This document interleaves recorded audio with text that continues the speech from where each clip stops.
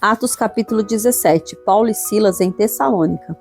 Tendo passado por Anfípolis e Apolônia, Paulo e Silas chegaram a Tessalônica, onde havia uma sinagoga dos judeus. Paulo, segundo seu costume, foi procurá-los, e por 3 sábados discutiu com eles a respeito das Escrituras, expondo e demonstrando ter sido necessário que o Cristo padecesse e ressuscitasse dos mortos. Paulo dizia: "Este Jesus que eu anuncio a vocês é o Cristo." Alguns deles foram persuadidos e se juntaram a Paulo e Silas. O mesmo aconteceu com numerosa multidão de gregos piedosos e muitas mulheres importantes. Os judeus, porém, movidos de inveja, trazendo consigo alguns homens maus dentre a malandragem, reuniram uma multidão e provocaram um tumulto na cidade. E, atacando de surpresa a casa de Jason, procuravam trazer Paulo e Silas para o meio do povo. Porém, não os encontrando, arrastaram Jason e alguns irmãos diante das autoridades, gritando: "Esses que promovem tumulto em todo o mundo chegaram também aqui." E Jason os hospedou na casa dele. Todos esses agem contra os decretos de César, dizendo que existe outro rei chamado Jesus.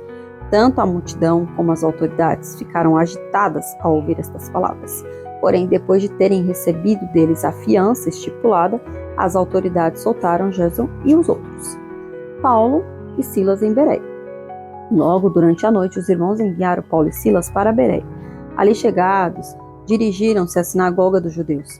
Ora, estes de Bereia eram mais nobres do que os de Tessalônica, pois receberam a palavra com toda a avidez, examinando as Escrituras todos os dias para ver se as coisas eram de fato assim. Com isso, muitos deles creram, mulheres gregas de alta posição social e muitos homens. Mas logo que os judeus de Tessalônica souberam que a palavra de Deus era anunciada por Paulo, também em Bereia, foram lá agitar e perturbar o povo. Então os irmãos fizeram com que Paulo fosse imediatamente para os lados do mar. Porém, Silas e Timóteo continuaram em Bereia. Os responsáveis por Paulo levaram-no até Atenas e regressaram, trazendo ordem a Silas e Timóteo para que fossem encontrá-lo o mais depressa possível. O discurso de Paulo em Atenas. Enquanto Paulo esperava em Atenas, o seu espírito se revoltava em face da idolatria dominante na cidade.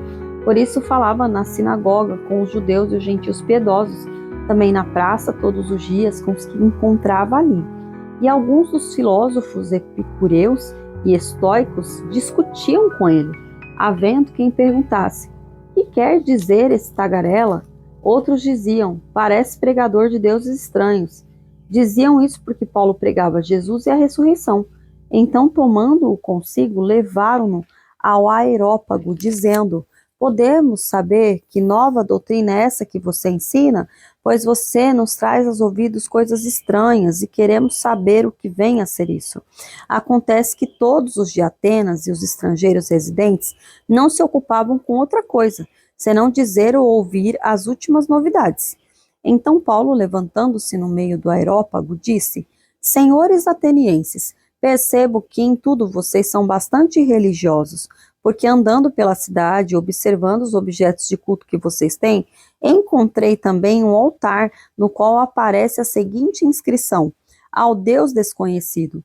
Pois esse que vocês adoram sem conhecer é precisamente aquele que eu lhes anuncio. O Deus que fez o mundo e tudo que nele existe, sendo ele Senhor do céu e da terra, não habita em santuários feitos por mãos humanas, nem é servido por mãos humanas, como se precisasse de alguma coisa, pois ele mesmo é quem a todos dá vida, respiração e tudo mais. De um só homem fez todas as nações para habitarem sobre a face da terra, havendo fixado os tempos previamente estabelecidos e os limites da sua habitação, para buscarem Deus, se porventura tateando o possam achar, ainda que não esteja longe de cada um de nós, pois nele vivemos, nos movemos e existimos, como alguns dos poetas de vocês disseram, porque dele também somos geração. Portanto, vimos que somos gerações de Deus. Não devemos pensar que a divindade é semelhante ao ouro, à prata ou à pedra, trabalhados pela arte e imaginação do homem. Deus não levou em conta os tempos da ignorância, mas agora ele ordena a todas as pessoas em todos os lugares que se arrependam, porque Deus estabeleceu um dia em que julgará o mundo com justiça, por meio de um homem que escolheu, e deu certeza disso a todos, ressuscitando-o dentre os mortos. Uns zombam, outros creem. Quando ouviram falar de ressurreição de mortos, uns zombaram e outros disseram: a respeito disso ouviremos você em outra ocasião.